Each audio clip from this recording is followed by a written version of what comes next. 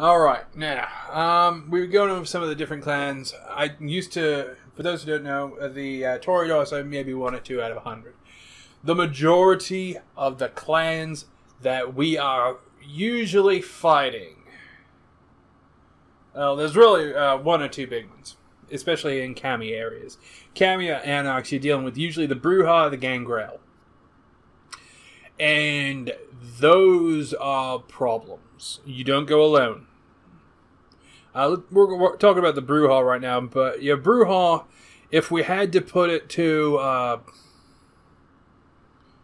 just to basic parlance in a game or something, and to an army, the Brujah are your tanks. They're usually, pound for pound, the strongest physically. They can do the most damage, lift the most weight, take the most abuse, and just a bleeding nightmare if you have to face more than one at a time.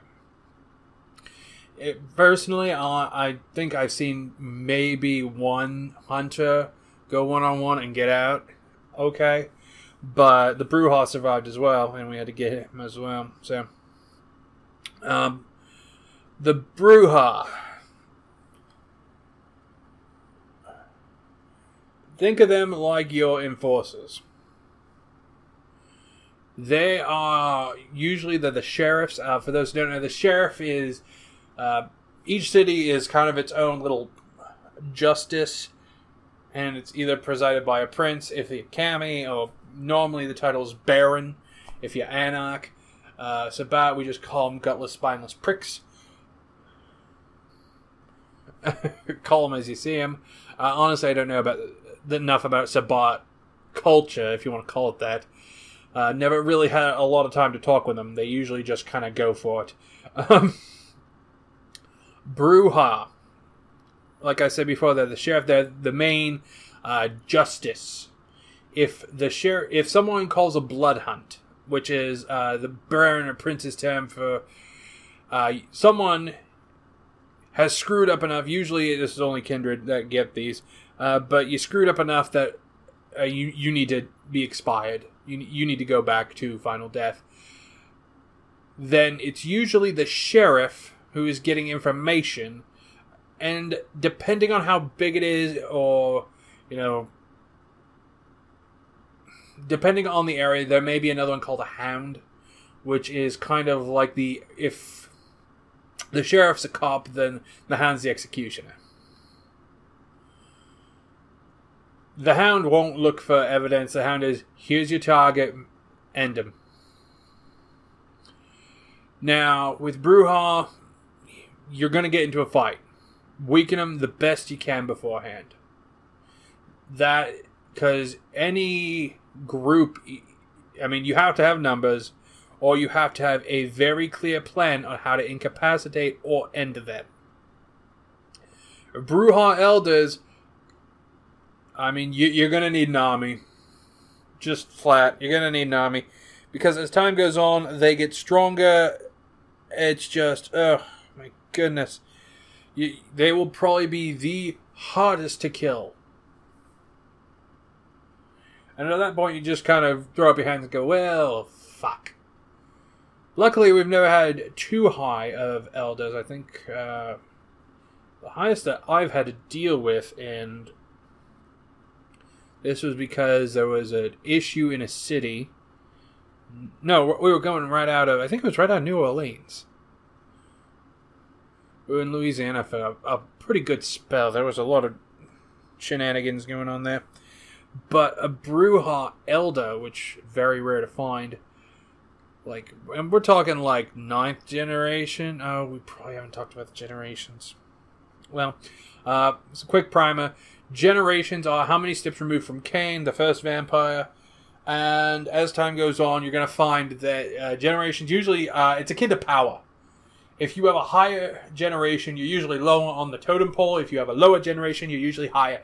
Normally, I think, what was it? The third? The third's where all the clans came from, the bloodlines. And then 4th, 5th, those are pretty high up. We're talking Tremere, top of the line there. There are ways to get your generation down a peg. It's called Diabler. Basically, you drink the blood of a vampire that's stronger than you. And that will affect your generation, and that will cause you to get more power. Whether in your abilities, your skills, your concepts, what have you. Now, it's looked down upon a lot, so you won't find too many talking about it, but it does exist. So, be aware. Ooh, have we talked about the Thin Bloods? Maybe. Well, that'll be a good next one. Anyway, the Brujah. How do you kill him? Quickly. Hit him with everything you got, flatten the villa they're in, light it all on fire, and make sure there's no survivors. You don't go into thinking you can just weaken. You go in thinking you will need to kill or be killed. They are very good hand-to-hand. They are. I find that ranged weapons, I've seen a couple try to use them, they're not that grand. Very few will use ranged weapons like guns or crossbows or throwing anything at things. They like it to keep in tight. They are short range, high damage, big problems.